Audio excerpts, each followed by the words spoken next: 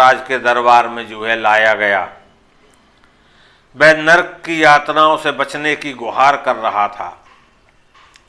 धर्मराज गंभीर होकर चित्रगुप्त से बोले कि वत्स, पहले इसे बंधन मुक्त किया जाए। आज्ञा पालन हुआ। फिर चित्रगुप्त से आगंतुक व्यक्ति के कार्यों का लेखा जोखा पढ़ने के लिए कहा गया। लेखा से पढ़कर उस व्यक्ति के बारे में चित्रगुप्त ने बताया कि महाराज, यह सौराष्ट्र नगर का राजा सौदास है।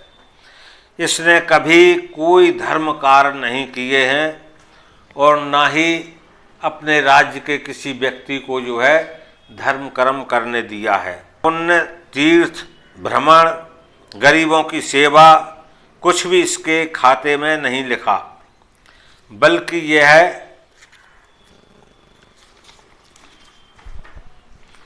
महापापी तथा अभिमानी राजा है। इसके खाते में बस एक ही बात ऐसी है जो इसके पक्ष में है। कौन सी बात? चित्रगुप्त, उसे भी बताओ। जो आज्ञा महाराज। चित्रगुप्त बोले, प्रभु, एक बार यह राजा शिकार के लिए जंगल में गया था। दिन भर भटकता रहा, लेकिन उसे कोई शिकार नहीं मिल सका। थक कर वह एक वृक्ष के नीचे विश्राम करने लगा। उसी वृक्ष के नीचे एक ब्राह्मण पूजन कर रहा था। राजा ने उत्सुकतापूर्वक उस ब्राह्मण से पूछा, ब्राह्मण देव, तुम किसकी पूजा कर रहे हो? ब्राह्मण ने बताया, आज कार्तिक मास की शुक्ल पक्ष की द्वितीय है, जिसे अमद्वितीया कहते हैं। जो व्यक्ति इस व्रत को करता है उसे स्वर्ग की प्राप्ति होती है, सभी मनोरथ पूर्ण होते हैं। ब्राह्मण की बात सुनकर राजा सौदास ने उत्सुकतापूर्वक, उसकी उत्सुकता बढ़ी और वह बोला, इस व्रत में उसका पूजन होता है। ब्राह्मण ने बताया कि इस दिन महाराज धर्मराज व चित्रगुप्त जी का विविध विधान से पूजन किया जाता है।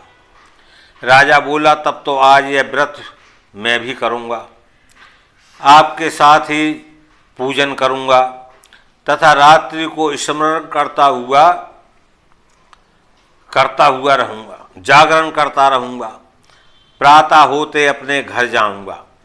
ब्राह्मण ने प्रसन्नता व्यक्त की। एक पान धर्मराज व चित्रगुप्त की मूर्ति चंदन से बनाई गई। फूल, फल, पकवान, मिष्ठान, धूप, दीप आदि से जो है पूजन किया। ब्राह्मण के साथ निराहार राजा ने भी पूजन के उपरांत ही जो है भोजन किया और सारी रात जागता रहा। अब आप ही बताएं धर्मराज, क्या सौदास नरक की यातनाएं भोगेगा? धर्मराज चिंता में पड़ गए। बोले कि चित्रगुप्त, यह प्रश्न विचारणीय है, लेकिन यह उचित होगा कि इस विषय पर भगवान विष्णु से जो है राय समझ ली जाए, मशवरा ले लिया जाए। तो मामला जो है विष्णु भगवान तक पहुंचा। सभी बातों को ध्यान से सुनकर विष्णु ने निर्णय लिया। 1000 वर्ष की कठोर तपस्या के बाद जो दिव्य शक्ति ब्रह्मा की काया से उत्पन्न हुई, जो परोक्ष रूप में मेरा ही अंश है, ऐसा महात्मा चित्रगुप्त का व्रत पूजन करने वाला व्यक्ति नरक में नहीं जा सकता। राजा के द्वारा किए गए अनेकों दुष्कर्म इस व्रत के पुण्य के आगे हल्के रह जाते हैं। अतः इसे स्वर्ग मिलना चाहिए। तो धर्मराज ने भगवान का विचार सुना और अपना निर्णय सुना दिया। स्वर्ग के पहरेदारों, द्वारपालों, स्वर्ग का द्वार खोलो। धर्मराज ने आज्ञा दी कि हे द्वारपालो, स्वर्ग के पहरेदारों, स्वर्ग का द्वार खोलो और सम्मान सहित सौदास को अंदर ले जाओ। स्वर्ग का द्वार खुल गया। राजा सौदास ने स्वर्ग में प्रवेश किया, किंतु जाते जाते वह तीव्र ध्वनि में कह रहा था, महाराज चित्रगुप्त की जाए, महाराज धर्मराज की जाए। तभी जो है स्वर्ग का फाटक सौदास के प्रवेश के बाद पुनः बंद हो गया।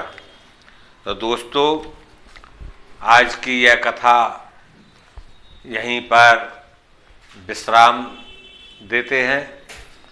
यह चित्रगुप्त जी की जन्म, उत्पत्ति एवं उनका विवाह व धर्मराज के यहाँ उनके कार्य की स्थिति आपको बताई। अब अगली कथा में आगे चित्रगुप्त जी के काय समाज की रूपरेखा, उत्पत्ति बताऊंगा। बोलो चित्रगुप्त जी महाराज की जय। धर्मराज